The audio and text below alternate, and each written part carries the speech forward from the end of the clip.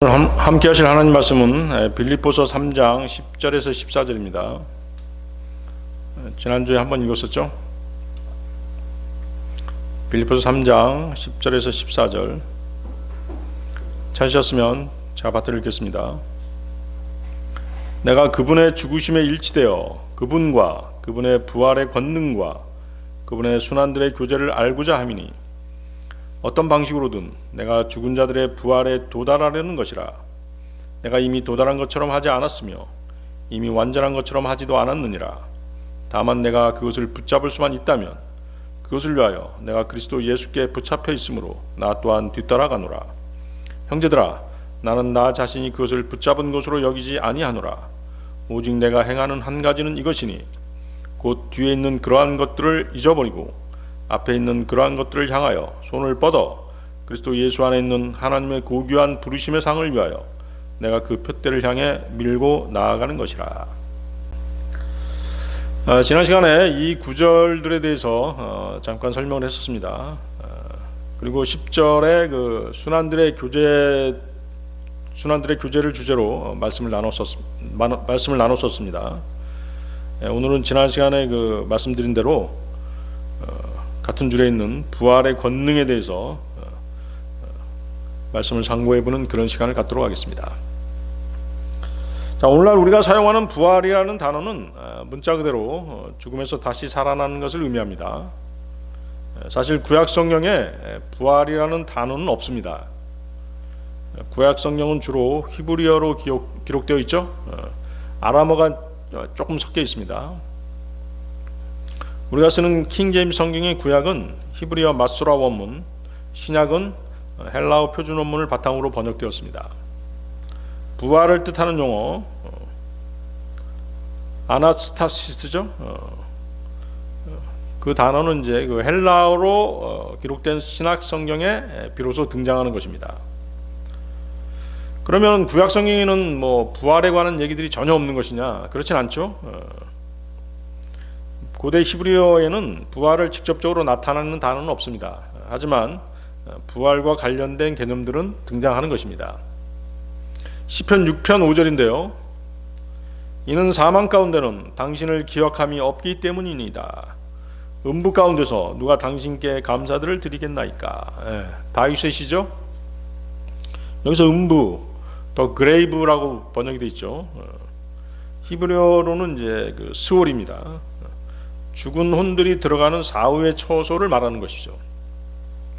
수홀은 반드시 형벌이나 보상을 받는 그런 장소가 아닙니다. 단지 죽은 자들의 영역일 뿐인 것이죠. 그곳은 생명의 주관자이신 하나님과의 관계가 단절된 곳입니다. 그분을 찬양할 수도 그분께 감사할 수도 없는 곳으로 여겨졌습니다. 일평생 하나님을 찬양하는 삶을 살았으며 하나님께 감사하는 것을 의무로 여겼던 다윗에게 있어서 이러한 일은 너무나 끔찍하게 생각되었던 것입니다. 따라서 다윗은 죽음에 이르기 전에 하나님으로부터 죄를 용서받고 하나님을 기억하며 감사하는 생활을 회복하도록 간구하고 있는 것입니다. 이 수월에다가 하나님의 심판에 따른 처벌이라고 하는 개념이 들어가게 되면 이 수월은 뭘로 번역이 되는 것이에요? 지옥으로 번역이 되는 것입니다. 신약 성경 그 헬라어에서는 이제 하데스가 되겠죠.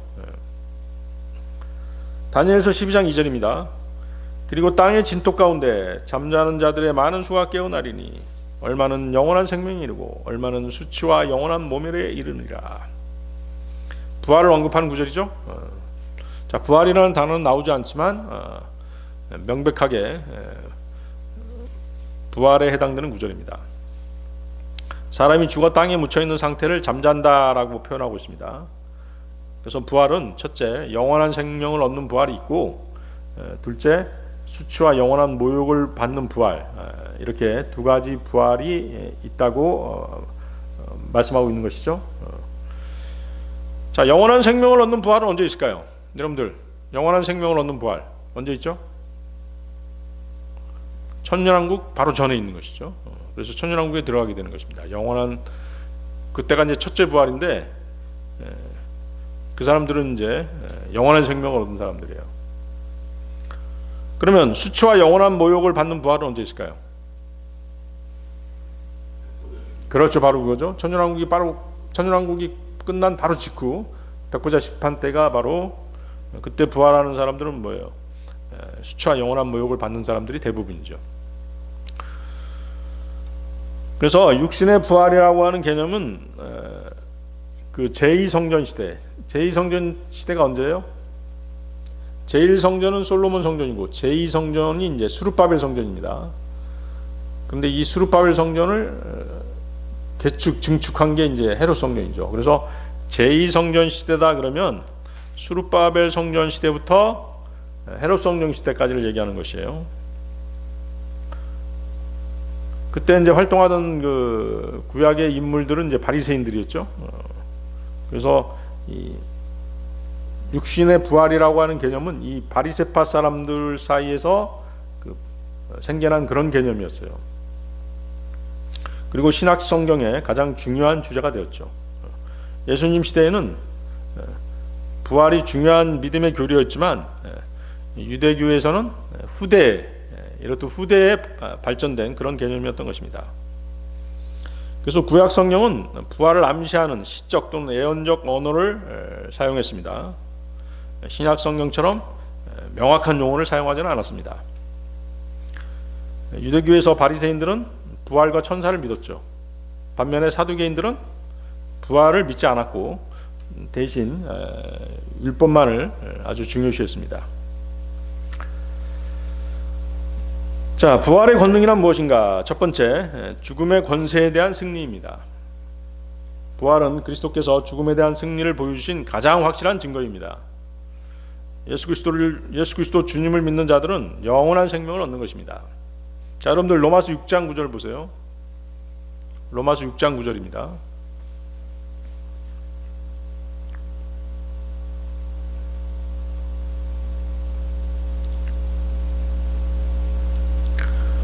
로마서 6장 9절 그리스도께서 죽은 자들로부터 일으켜지시어 더 이상 죽지 아니하시는 것을 아노니 사망은 더 이상 그분을 지배하지 못하느니라. 이 구절이 바로 우리가 장차 목격하게 될 그리스도의 부활하심의 모습입니다. 우리 역시 그분과 같은 모습으로 부활하게 될 것입니다. 만약 주님께서 다시 오실 때까지 우리가 살아있다면 휴거되어서 그분과 같은 형상으로 변모될 것입니다. 그분께서는 죽은 자들로부터 다시 살아 일으켜지셨습니다. 사망이 더 이상 그분께 영향력을 행사하지 못하게 되었습니다. 따라서 그분께서는 다시는 죽지 아니하시고 영원히 살아계십니다. 우리는 이 사실을 알고 있을 뿐만 아니라 우리도 장차 그렇게 되리라는 것 또한 분명히 알고 있습니다. 우리는 하나님의 말씀인 성경을 믿고 있기 때문인 것이죠.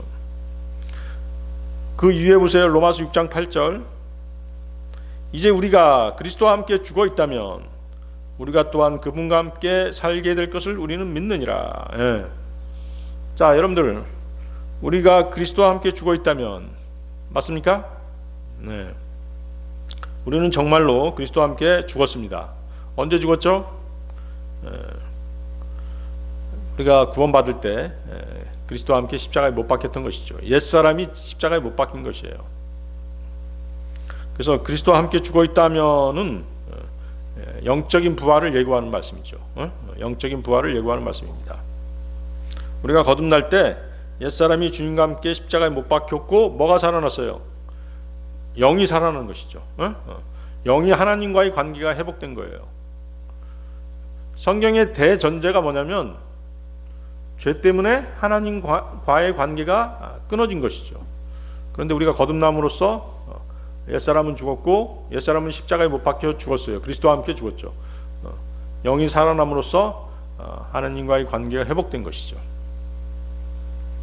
창조주 하나님과의 단절된 관계가 회복된 것입니다. 자, 거기 보면 뭐라고 돼 있어요? 그 6장 8절 보세요. 그분과 함께 살게 될 것을 믿으며 이것은 몸의 부활이죠. 몸의 부활입니다. 이것은 이제 그분 주 예수님과 같은 형상을 입게 된다는 말씀인 것이죠. 로마서 6장 6절도 보세요.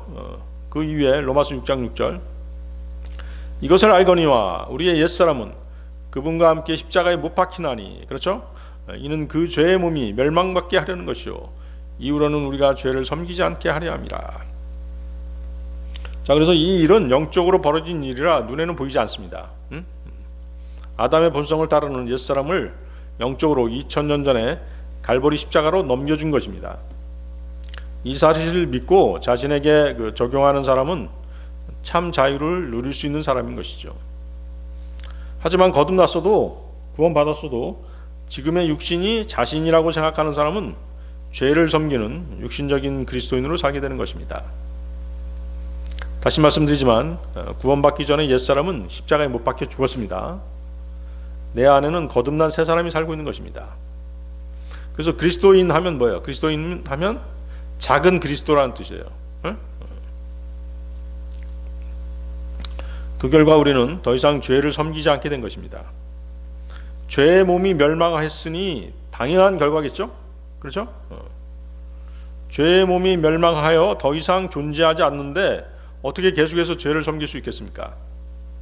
그래서 로마서 6장 7절은 이렇게 말씀하시죠. 로마서 6장 7절 보세요. 이는 죽은 자가 죄에서 자유롭게 되기 때문이라. 그렇죠? 자, 그런데 어때요, 여러분들? 죄에서 자유롭게 되셨나요? 예. 죽은 사람은 더 이상 죄를 지으려고 해도 지을 수 없죠. 아무리 사악한 죄인이라도 일단 죽어서 땅에 묻히게 되면 죄를 짓고 싶어도 지을 수 없는 것입니다. 그래서 죽은 사람은 죄로부터 완전히 해방되는 것입니다.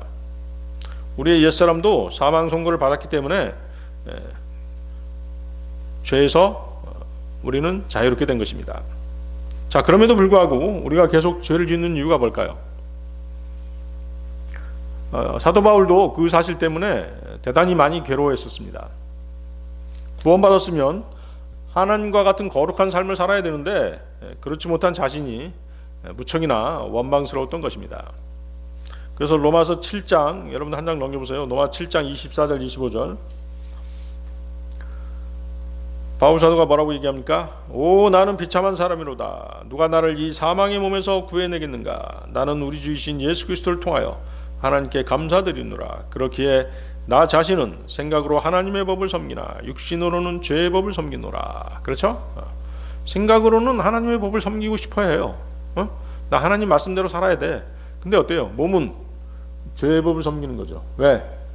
주님 오실 때까지는 어떻게 해야 돼요? 우리가 이 몸을 가지고 간직해야 되기 때문에 그런 것이에요. 이 몸 안에서 살아야 되기 때문에 어쩔 수가 없는 거예요. 이 몸을 버려버리면 여러분들 뭘 입고 살 거예요?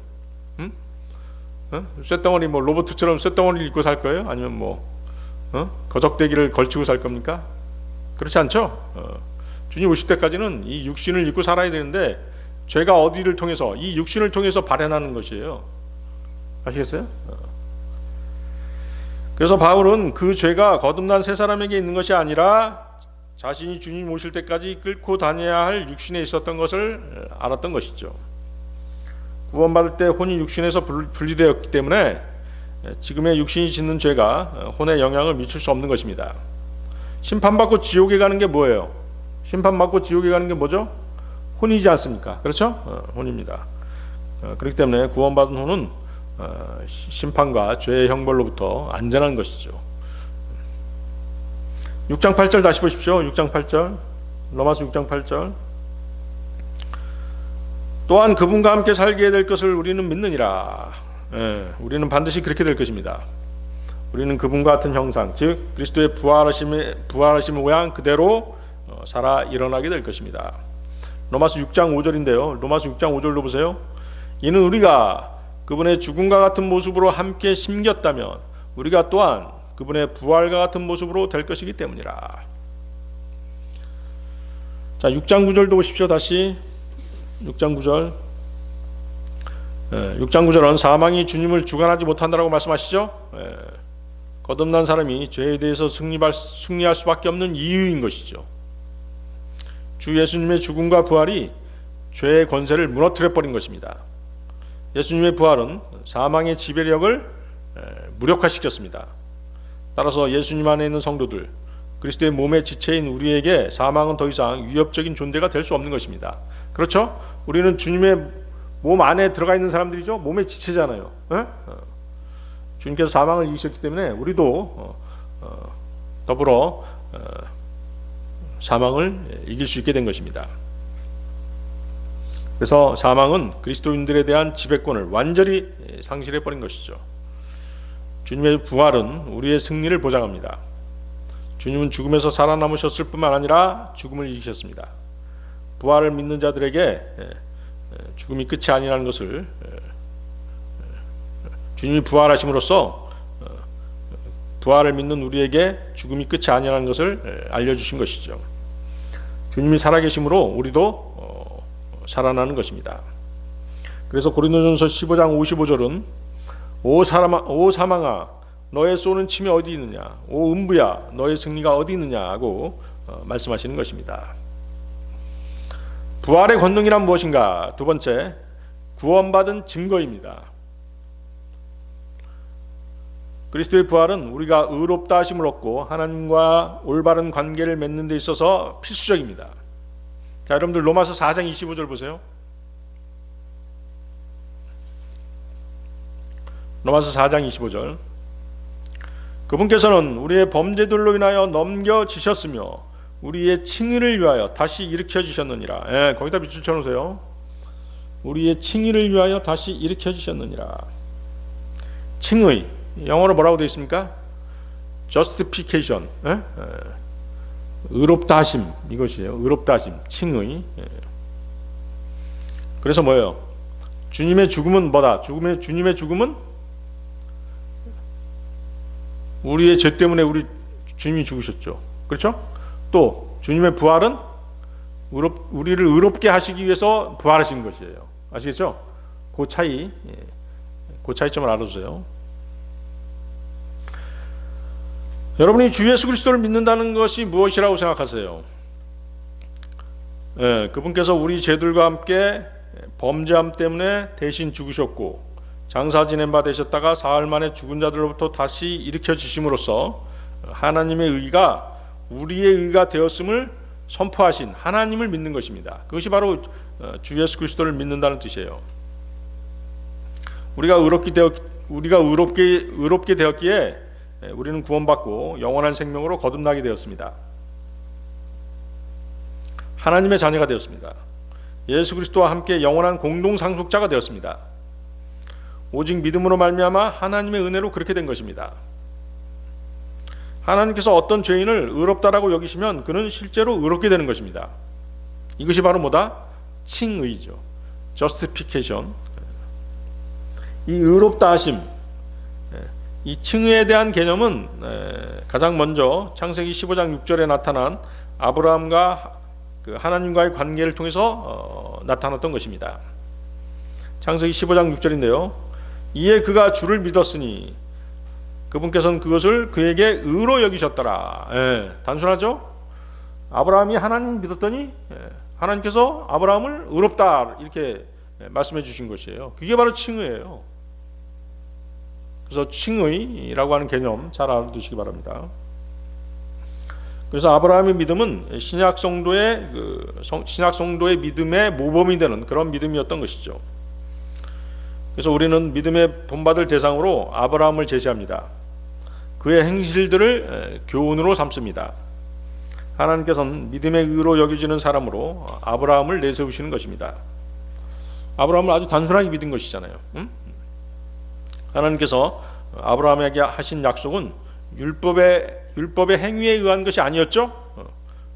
오직 믿음으로 말미암은 것이었습니다. 로마서 4장 13절입니다. 거기 보세요. 로마서 4장 13절 위에 이는 그가 세상의 상속자가 되리라는 그 약속이 아브라함에게나 그의 씨에게 주어진 것은 율법을 통한 것이 아니요 오직 믿음의 의를 통한 것이기 때문이라.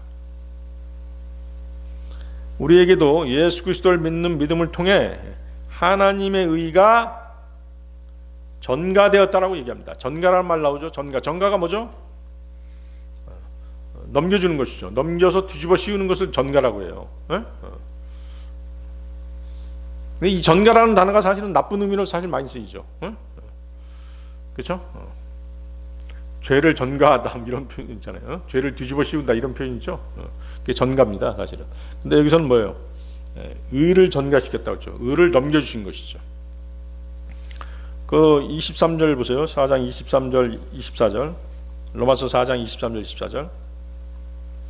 이제 그 믿음이 그에게 의로 전가되었다는 점이 기록된 것은 아브라함 혼자만을 위해서가 아니라 그 믿음이 의로 전가될 우리를 위함이기도 하니 만일 우리 주이신 예수님을 죽은 자들로부터 일으키신 분을 우리가 믿는다면 그러하리라. 그렇죠? 아까 예수 그리스도를 믿는 믿음이 무엇이냐 아까 물어봤잖아요. 우리 주이신 예수님을 죽은 자들로부터 일으키신 분을 우리가 믿는다면, 그렇죠? 이것이 예수 그리스도를 믿는다는 뜻이에요. 그래서 칭이라고 하는 것은 원래 의롭지 못한 사람이 누군가의 의를 전가받아서 넘겨받아서 의롭게 된 것을 말하는 것입니다. 그래서 여기 여겨진다는 말의 뉘앙스가 뭐 진짜 의로운 건 아니고 단지 그렇게 생각되어지는 것 아닌가라고 의심할 수도 있습니다. 하지만 의롭다고 하시는 분이 누구세요? 하나님이시잖아요. 그렇죠? 하나님께서 의롭다고 여겨진 성도는 실제 완벽하게 의롭게 되는 것입니다. 의롭다고 하시는 분은 하나님이시기 때문에 의롭게 되는 것이죠. 로마서 8장 33절입니다. 하나님께 택함 받은 자들에게 누가 어떤 것으로 혐의를 씌우리요 정당함을 입증하시는 분은 하나님이시로다. 정당함을 입증한다. 이게 바로 같은 뜻이에요. 의롭다고 하신다. 정당함을 입증한다. 같은 뜻입니다. 거기 뭐라고 되어 있어요? 영어가 justifies 그렇게 되어 있죠? justifies 정당함을 입증하신다. 의롭게 하신다. 그렇죠? 의롭다라고 하신다. 정당함을 입증하신다. 의롭다고 하신다. 같은 말입니다. 같은 말이에요. 그래서 예수 그리스도를 믿는 믿음이 없이는 아무도 하나님 앞에서 정당함을 입증받을 수 없는 것이죠. 예수 그리스도를 믿는 믿음이 없이는 아무도 하나님 앞에서 의롭다라고 여김을 받을 수 없는 것입니다. 하나님께서 그분의 은혜로 말미암아 우리를 값없이 의롭다라고 그렇게 하신 것입니다. 로마서 3장 24절인데요. 그리스도 예수 안에 있는 구속을 통하여 그분의 은혜로 값없이 정당함을 입증받았느니라. 값없이 의롭다함을 받았느니라. 같은 말이죠. 그래서 칭의는 죄인이 단지 그리스도를 믿음으로써 의롭다라고 인정받는 것입니다. 하나님께서 그렇게 인정하시는 것입니다. 옳다 인정받은 자는 하나님께서 의로운 자다라고 말씀해 주시는 것입니다. 그래서 칭의는 예수 그리스도께서 완성하신 일에 근거하는 것입니다. 거기에는 그분의 부활도 포함되죠.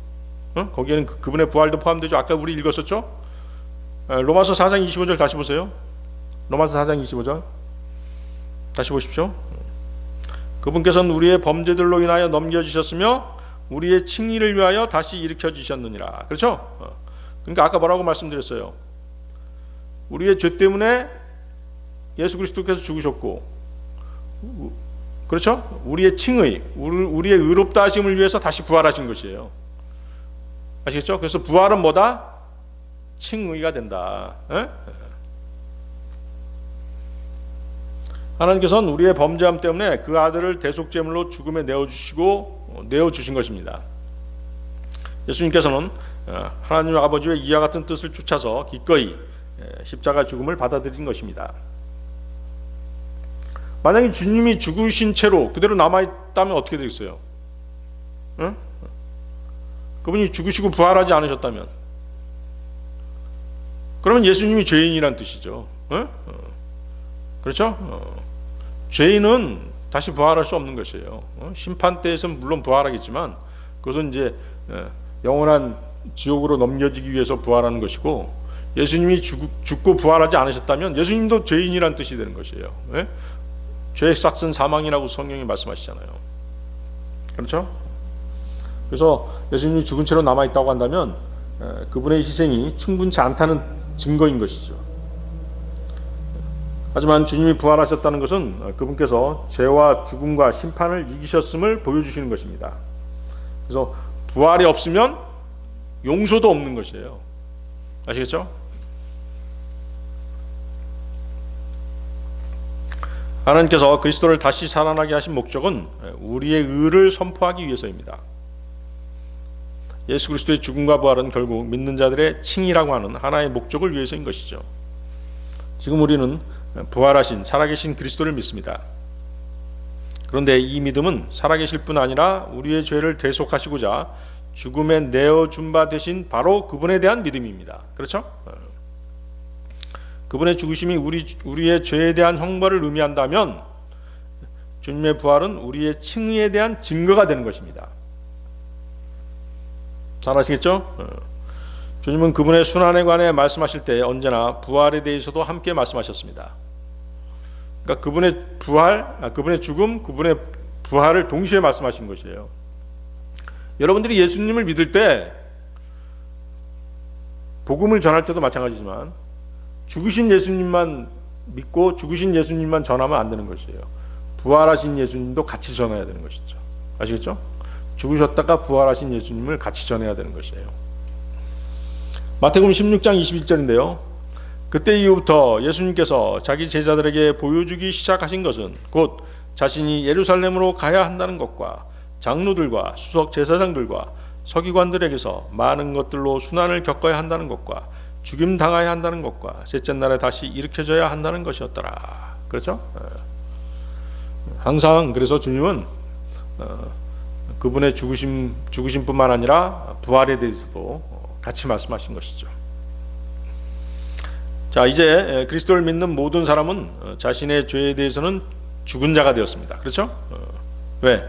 예수님께서 대신 죽어 주셨기 때문에. 그리고 하나님의 의에 대해서는 산자가 됐죠. 하나님의 의에 대해서는 산자가 됐습니다. 왜? 예수님이 부활하셨잖아요. 부활 이꼬르 칭이라고 말씀드렸죠. 예수님의 죽음 이꼬르 대속, 예수님의 부활 이꼬르 칭의가 되는 것이에요. 그 공식을 잊지 마십시오. 로마서 6장 10절 11절입니다. 이는 그분께서 죽으신 것은 친히 죄를 향해 한 번 죽으신 것이나 그분께서 살아계시는 것은 친히 하나님께 살아계시는 것이기 때문이라. 마찬가지로 너희도 너희 자신을 정령 죄에게는 죽은 자로 간주하되 우리 주이신 예수 그리스도를 통하여 하나님께서는 산 자로 간주하라. 그렇죠? 그래서 믿는 자는 그리스도의 피를 믿는 믿음과 그분의 부활로 의롭다라고 인정받는 것입니다. 로마서 5장 9절 이제 그분의 피로 정당함을 입증받았으니 그렇다면 우리는 그분을 통하여 더욱더 진노로부터 구원받게 되리라. 그렇죠? 주님의 십자가의 보혈은 우리의 죄의 빚을 다 갚으셨습니다. 한편 주님의 부활은 우리가 의롭게 되었다는 것을 증명하는 영수증과도 같은 것이죠. 주님의 부활은 하나님께서 주님의 희생을 받아들이셨다는 것을 증명하는 것입니다. 우리는 단순히 용서받는 것이 아니라 그분 안에서 의롭다고 선언받은 것입니다. 그렇죠? 사도행전 13장 39절인데요.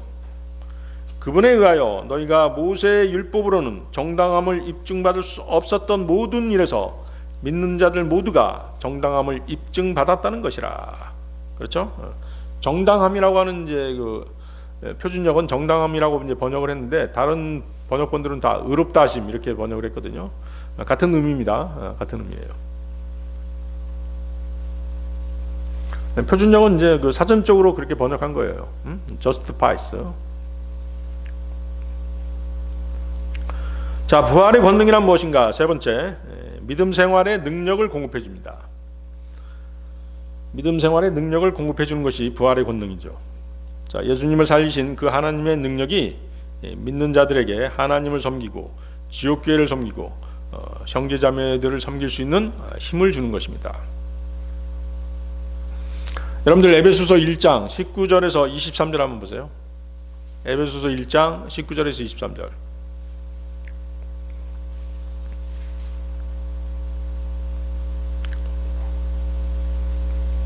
찾으셨나요? 네. 에베소서 1장 19절에서 23절.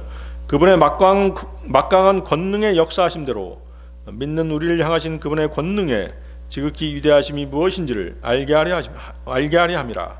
그 권능은 그분께서 그리스도 안에서 역사하신 것이니 그분께서 그리스도를 죽은 자들로부터 일으키셔 하늘의 처소들에 있는 그분 자신의 오른편에 그리스도를 두셨고 이 세상뿐만 아니라 다가올 세상 안에서 모든 정사와 권능과 세력과 통치권과 이름 지어진 각각의 이름보다 훨씬 뛰어나게 하셨으며 모든 것들을 그분의 두 발 아래에 두시어 그분을 모든 것들의 머리가 되게 하셔서 교회에 주셨을 때라.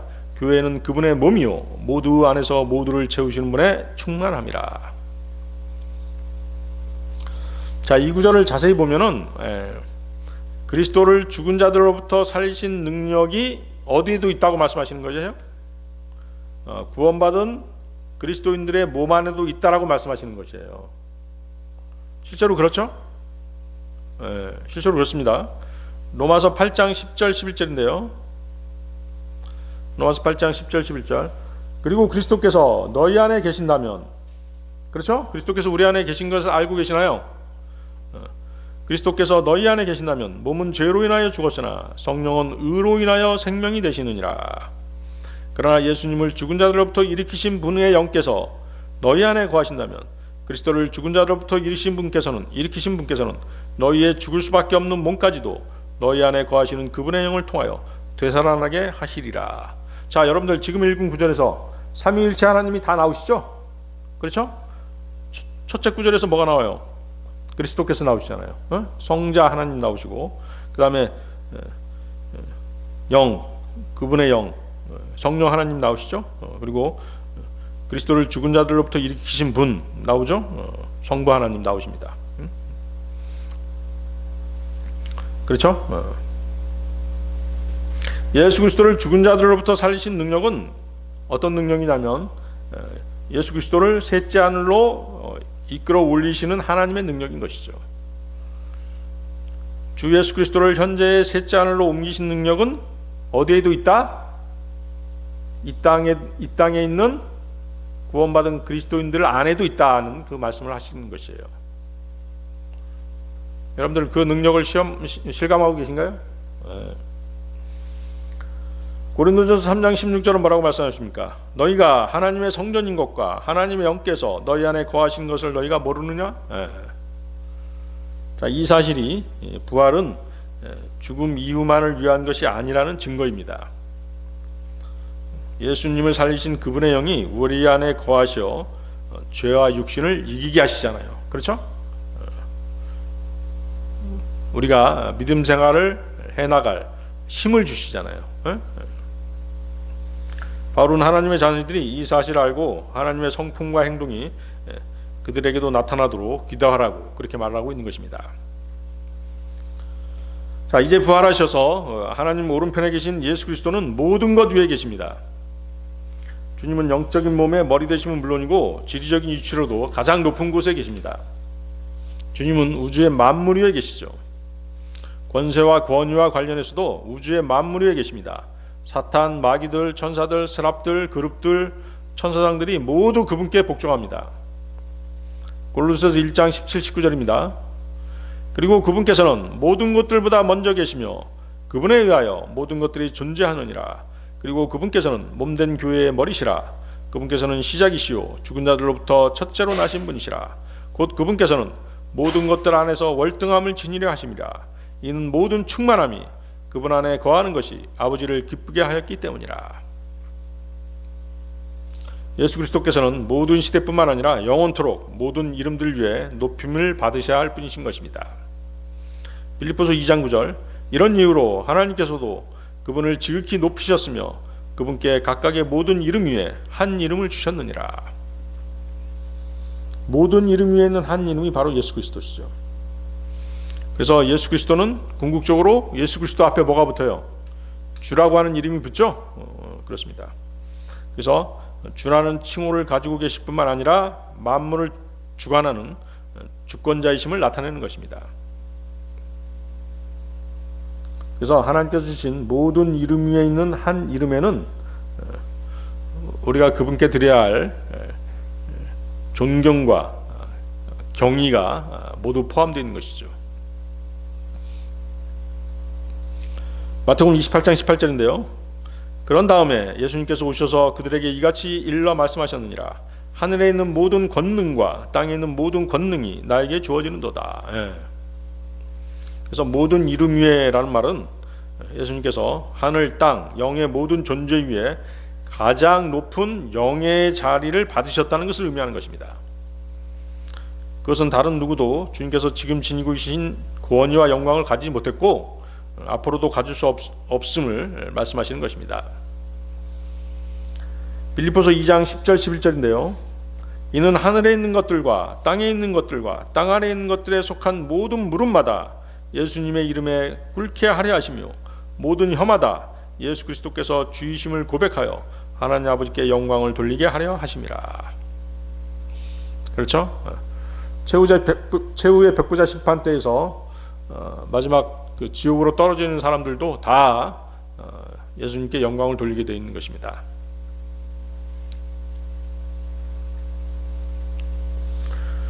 거기 그 에베소서 1장 19, 20절 다시 보십시오. 거기 권능이 나오죠. 권능에 대해서 계속 말씀드렸습니다만 여기서의 권능은 예수님을 죽은 자들로부터 살아나게 한 능력이죠. 에베소서 1장 19, 20절에 나오는 권능은 뭐다? 예수님을 죽은 자들로부터 살아나게 한 능력이에요. 예수님을 부활시킨 능력이죠. 그리고 그분이 셋째 하늘로 올라갈 수 있게 하신 능력입니다. 그런데 본문은 그리스도인들도 주님과 똑같이 될 것을 말씀하시죠? 그렇습니다. 그래서 모든 만물은 그리스도의 발 아래 복종되고 다스려져야 할 존재들입니다. 그러나 교회는 그리스도의 몸으로서 그리스도와 함께 긴밀히 교제하는 존재죠. 몸과 머리는 하나의 유기체죠. 우리는 주님의 지체잖아요. 머리는 몸을 사랑하고 보살피고 인도하며 일하기도 하고 쉬기도 하십니다. 자, 에베소서 1장 23절 다시 보세요. 에베소서 1장 23절 어떤 말씀이 나옵니까? 교회는 그분의 몸이요 모두 안에서 모두를 채우시는 분의 충만함이라. 자, 교회는 그리스도로 충만한 존재입니다. 교회가 그리스도로 채워져야 한다는 의미인 것이죠. 교회는 다른 걸로 채워지면 안 돼요. 예수 그리스도 그분으로 채워져야 되는 것이죠. 교회는 그리스도께서 주시는 은사와 축복으로 가득한 존재입니다.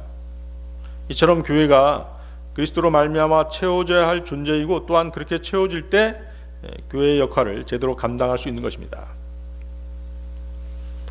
그런데 보면 어때요? 요즘 세상 교회들은 스스로 충만하게 되려고 하죠. 스스로 충만하게 되려고 합니다. 인간적인 방법, 인위적인 방법을 사용해서 충만하게 되려고 하죠.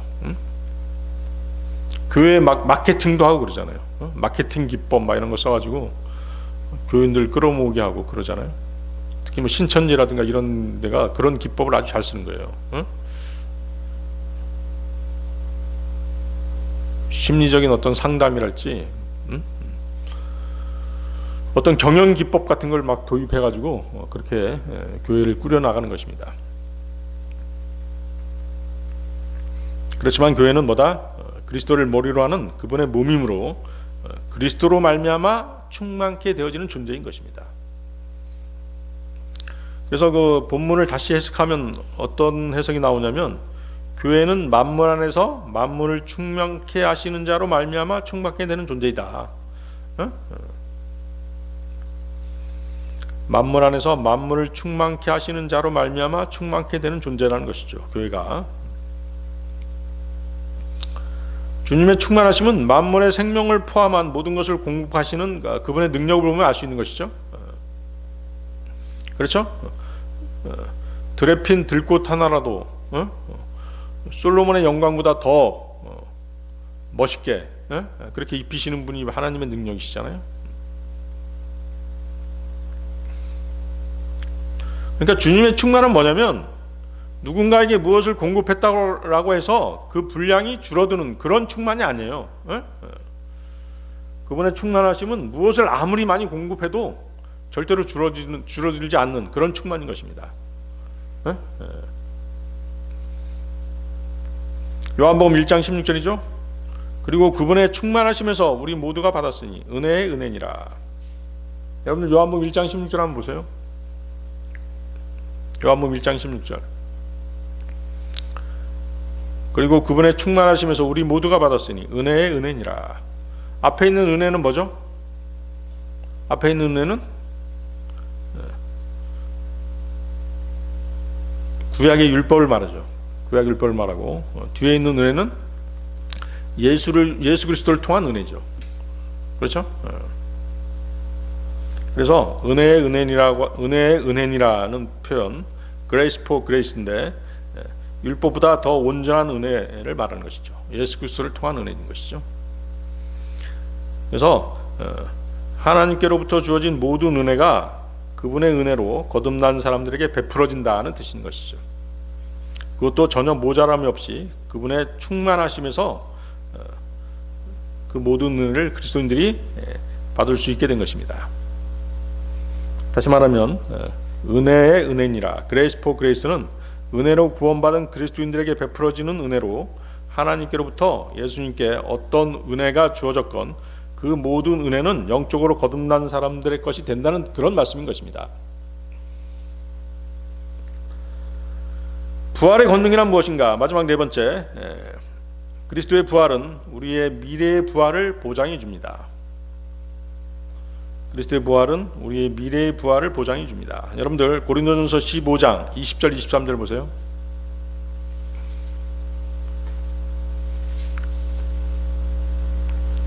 고린도전서 15장 20절 23절. 그러나 이제 그리스도께서 죽은 자들로부터 살아나셨고 잠자던 자들의 첫 열매들이 되셨느니라. 이는 사람에 의하여 죽음이 임하였으므로 사람에 의하여 죽은 자들의 부활 또한 임하였기 때문이라. 이는 아담 안에서 모두가 죽은 것 같이 바로 그리스도 안에서도 그렇게 모두가 살게 될 것이기 때문이라. 그러나 모든 사람이 저마다 자기 자신의 차례에 살게 되리니 첫 열매들인 그리스도시요 다음은 그분께서 오실 때 그리스도께 속한 자들이라. 자, 그리스도께서는 죽은 자들 가운데서 살아나셨습니다. 구약시대 이후 오늘날까지 구원받고 세상을 떠나 잠들어 있는 모든 사람들 가운데서 주님께서는 제일 먼저 다시 살아나신 것입니다. 자, 이 사실은 그리스도 안에서 잠든 모든 사람들이 다시 잠에서 깨어나실 것을 보여주신 것이죠. 잠에서 깨어날 뿐 아니라 영원토록 다시는 죽지 않게 되리라는 것을 증명해 보이신 것입니다. 성경에 보면 뭐예요? 다시 살아나는 사람들이 많이 있죠? 그렇지만 어때요? 그들은 결국 다시 죽었죠. 그러나 이처럼 죽었다가 다시 살아났고 영원히 다시는 죽지 않게 된 사람은 오직 예수 그리스도 한 분뿐이신 것입니다. 그래서 주님은 잠자던 자들의 첫 열매들이 되신 것이죠. 우리가 죽었다가 다시 살아날 수 있는 것은 예수 그리스도 주님의 은혜입니다. 이 지구상에 있는 모든 사람은 아담의 후손이기 때문에 아담이 물려준 죽음도 물려받은 것입니다. 그러나 예수 그리스도를 믿고 그분의 지체가 된 사람들은 죽으셨다가 다시 살아나신 후 영원토록 살아계신 그분의 부활과 영생을 물려받은 것입니다. 아담 안에 있느냐 없느냐의 여부는 우리가 선택할 수 있는 문제가 아니죠. 응? 다시 말해서 우리가 어디서 어느 나라에서 태어나고 어느 가정에서 태어나고 죽느냐 사느냐에 하는 문제는 우리가 선택할 수 있는 문제가 아니에요. 그러나 그리스도 안에 있느냐의 여부는 우리가 선택하기에 달려있는 것이죠. 그것은 그리스도를 믿고 영생을 얻느냐 믿지 않고 영벌에 처해지느냐 하는 것은 각자의 선택에 달려있다는 뜻입니다. 거기 23절을 다시 보십시오. 고린도전서 15장 23절. 자, 먼저 첫 열매인 그리스도께서 부활하셨습니다. 두 번째 거둬들일 열매는 그분께서 오실 때 그분께 속한 이제 그리스도인들이 될 것입니다. 그리고 세 번째는 그 24절도 보세요. 24절. 그 뒤에는 끝이 오나니 라고 말씀하시죠. 그 뒤에는 끝이 오나니. 그 끝이란 주님께서 모든 정사와 권세를 다 패하신 다음에 그분의 그 왕국을 하나님 곧 아버지께 바칠 때입니다. 그런데 그 25절 보세요. 그분께서 친히 모든 원수들을 그분의 발 아래 두실 때까지 통치하셔야만 하기 때문이라고 말씀하시죠. 따라서 그 끝은 언제일까요? 그 끝은 주님께서 통치를 시작하시는 그 시점이 되겠죠. 그러니까 아까 말씀드렸다시피 주님께서 재림하셔서 예루살렘의 다윗의 보좌에 앉아 왕국을 통치하기 시작할 때 영원한 생명을 얻은 사람들이 다 부활하는 것이에요. 그러니까 그것이 무슨 부활이 되는 것이에요? 첫째 부활이 되는 것이에요. 아시겠죠? 그것이 첫째 부활인 것입니다.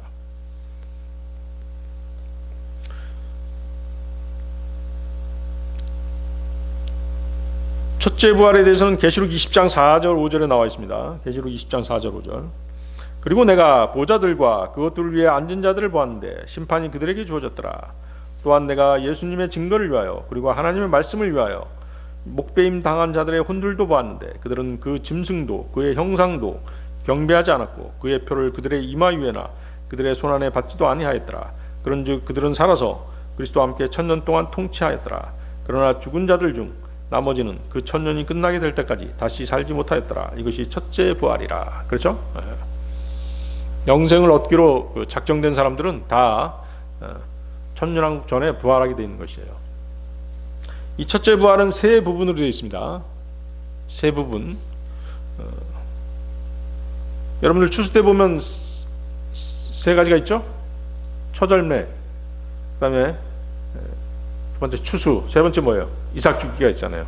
그 세 부분하고 같은 것이에요. 신명기 16장 16절 보면 너에게 속한 모든 남성들은 주 너희 하나님께서 택하실 곳 안에서 한 해에 3번 그분 앞에 나타날지니 무교절과 칠칠절과 장막절에 그리할지니라. 그런즉 그들은 주 앞에 빈손으로 나타나지 말지니라. 자, 세 가지 절기가 나오죠? 무교절, 칠칠절, 장막절. 칠칠절은 다른 말로 뭐라고 그래요? 오순절이죠. 그렇죠? 네. 그래서 거기 이제 이 세 절기는 첫째 부활의 세 부분을 모형으로 나타내는 예표들인 것이죠. 무교절은 첫 열매들이 되신 그리스도의 부활과 구약 성도들의 휴거를 예표합니다. 그러니까 첫 열매들, 그러니까 이제 이렇게 물어보는 사람도 있어요. 그 초실절 아니냐? 맞아요, 사실은. 근데 어때요? 6월절 여러분들 절기 아시죠? 6월절 다음 날이 무교절이잖아요. 근데 무교절은 며칠 동안 지내죠? 7일 동안 지내죠. 무교절 다음 날이 뭐예요? 초실절이란 말이에요. 그러니까 무교절을 일주일 동안 지내는데 초실절이 어디에 포함된 거야? 무교절에 포함되는 거예요. 그래서 여기 무교절이라고 나온 것입니다. 아시겠죠? 그리고 이제 그 칠칠절은 뭐냐면 무교절부터 7번의 안식일이 지난 다음, 그게 이제 칠칠절, 오순절이죠. 오순, 50일이 지난 날이에요. 오순 할 때 그 순자가 이제 그 10이란 뜻입니다. 그래서 칠칠절, 오순절 같은 말이죠. 그래서 이 무교절은 다시 말씀드립니다만 무교절은 첫 열매들이 되신 그리스도의 부활과 구약 종들의 휴거예요. 마태복음 27장 50절 53절이죠. 그분께서 다시금 큰 목소리로 외치셨을 때 예수님께서 숨을 거두셨더라. 그런데 보라, 성전 휘장막이 위에서 아래까지 둘로 찢어졌더라. 또한 땅이 진동하였으며 바위들이 갈라졌더라. 그러고 나서 무덤들이 열렸으며 잠들었던 많은 성도들의 몸이 일어났으니 그분의 부활 후에 무덤들에서 나왔고 거룩한 도성으로 들어가서 많은 이들에게 나타났더라. 그러니까 뭐예요? 이것은 추수로 치면 제일 먼저 익은 곡식이죠. 첫 단계로 거두어들인 열매들입니다. 무교절, 즉 첫 열매들이 되신 그리스도의 부활인 것이죠. 그렇죠? 그리고 50일 뒤에 뭐가 있어요? 오순절이 있는 것이죠. 칠칠절이 있는 것입니다. 칠칠절은 신약 성도들의 휴거를 예표하는 절기죠. 데살로니가전서 4장 16, 17절이죠. 이는 주께서 환호와 천사장의 음성과 하나님의 나팔 소리와 함께 하늘로부터 친히 내려오실 것이기 때문이라. 그리하면 그리스도 안에서 죽은 자들이 먼저 살아나리라. 그 다음에 살아서 남아있는 우리도 구름들 속으로 그들과 함께 붙들려 올라가 공중에서 주를 만나리라. 그래야 우리가 언제나 주와 함께 있으리라. 그래서 이 교회 시대 성도들은 곡식으로 치면 두 번째 연글어서 두 번째로 수확되는 곡식에 해당되는 것이죠. 본격적인 추수죠, 이게. 본격적인 추수철에 수확되는 곡식들이 바로 이제 우리 신약 그리스도인들인 것이에요. 그리고 이제 마지막에 뭐예요? 그리스도께서 재림하신 때인 9월과 10월 사이에 뭐가 있어요? 장막절이 있죠. 이 장막절은 대환란을 거친 환란 성도들의 휴거를 예표하는 것입니다. 아시겠어요? 다시 한번 정리하죠. 무교절은 그리스도의 부활과 구약 성도들의 휴거. 그 다음에 오순절은 신약 성도들의 휴거. 장막절은 환란 성도들의 휴거. 아시겠죠?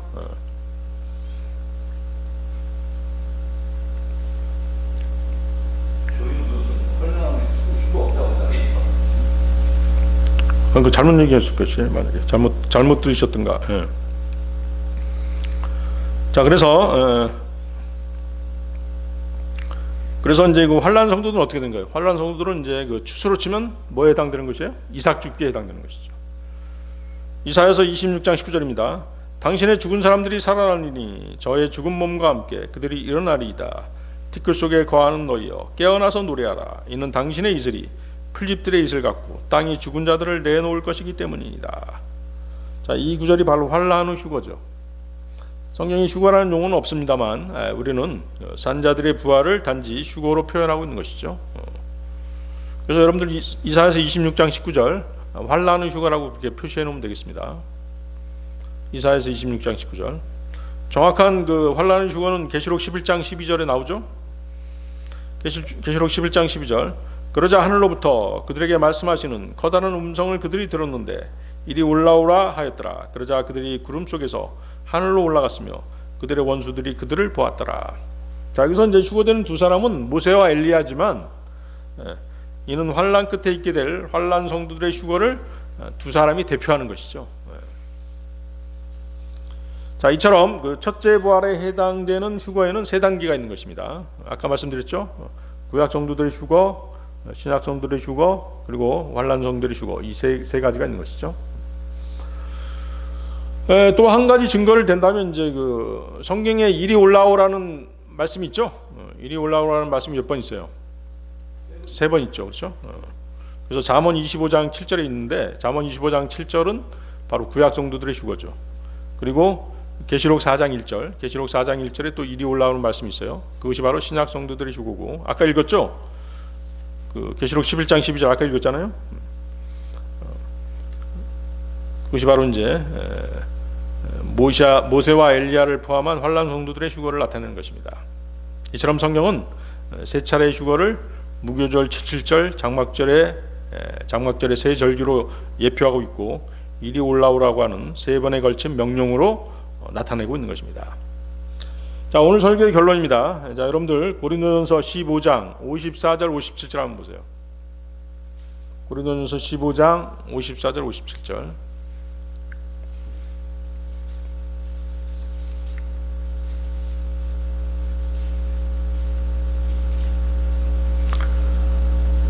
그렇게 하여 이 썩을 수 있는 몸이 썩지 아니함을 입고 이 죽을 수밖에 없는 몸이 불멸을 입게 된다면 그때는 이와 같이 기록되어 말하기를 사망은 승리 속에 완전히 삼켜지리라 한 것이 실현되리라.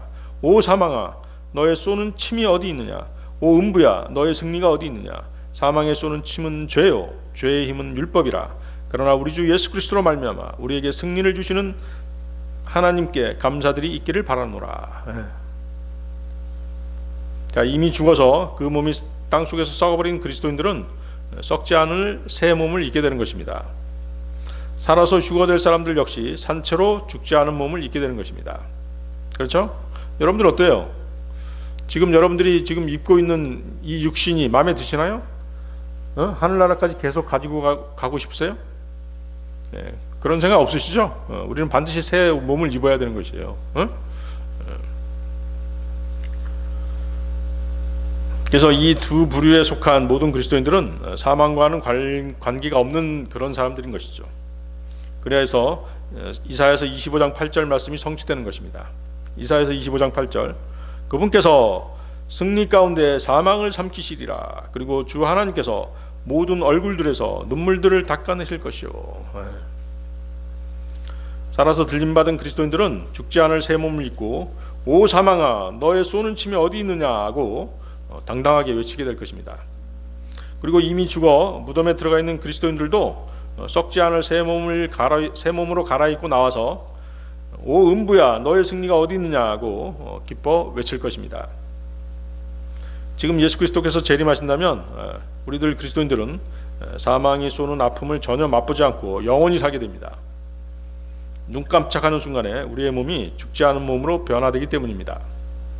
그리스도 안에서 죽어 땅속에 묻혀 썩어 있는 사람들도 순식간에 썩지 않을 몸을 입고 살아나는 것입니다. 거기 56절 다시 보세요. 56절, 사망에 쏘는 것은 죄요 죄의 능력은 율법이라. 자, 여러분들 그 벌에 쏘인 적 있으신가요? 벌이 사람 쏘고 나면 어떻게 해요? 땅에 떨어져 죽어버리죠. 바로 그거예요. 벌은 침을 쏘고 나면 상대방에게 치명상을 입히고 자신도 죽는 것이죠. 죄가 우리를 쏘고 나면 우리도 죽지만 모두 죽어요. 죄도 죽는 것이죠. 그렇죠? 죽은 사람은 더 이상 죄를 지을 수 없다고 말씀드렸잖아요. 그래서 우리의 죄는 우리가 죽어야만 사라지는 것입니다. 그러니까 어때요? 우리 그리스도인, 근데 우리 죄는 어디를 통해서 발현한다고 했어요? 육신을 통해서 죄가 발현되는 것이잖아요. 그래서 우리 그리스도인들은 죽을 때까지 육신과의 싸움이 계속되는 것이에요. 하나님께서 아말렉과 끝까지 싸우신다고 말씀하시잖아요. 그 아말렉이 바로 육신을 얘기하는 것입니다. 죄는 죽음을 요구할 능력이 있죠. 이 능력이 바로 율법의 능력이에요. 왜? 율법에는 사망에 관계되는 조항들이 있잖아요. 그래서 율법은 우리의 죄에 대해서 목숨을 내놓으라고 요구할 수 있는 권리가 있는 것입니다. 죄의 삭은 사망이요. 그렇죠? 우리는 그래서 죄가 있는 한은 그 요구에 굴복해서 죽을 수밖에 없는 것입니다. 그러나 주 예수 그리스도께서 우리의 죄를 대신 짊어지셨죠. 그분께서 오셔서 율법의 요구를 대신 들어주신 것입니다. 우리들의 죄값을 그분의 피로 모두 지불하셨습니다. 우리의 죄로 인해 우리가 쏘일 사망의 침을 그분께서 대신 쏘이시고 대신 죽으신 것이죠. 그래서 우리의 죄는 그분의 죽으심으로써 소멸된 것입니다. 죄가 소멸되었으므로 사망이 우리를 끌고 가지 못하게 된 것입니다. 오 사망아 너의 쏘는 침이 어디 있느냐, 오 음부야 너의 승리가 어디 있느냐. 57절 보십시오. 57절, 그러나 우리 주 예수 그리스도로 말미암아 우리에게 승리를 주시는 하나님께 감사들이 있기를 바라노라. 주 예수 그리스도를 통해서 사망은 참패를 당했습니다. 그 대신 오히려 그분을 믿는 우리가 승리를 거두게 된 것이죠. 그렇죠? 다 같이 기도하시겠습니다.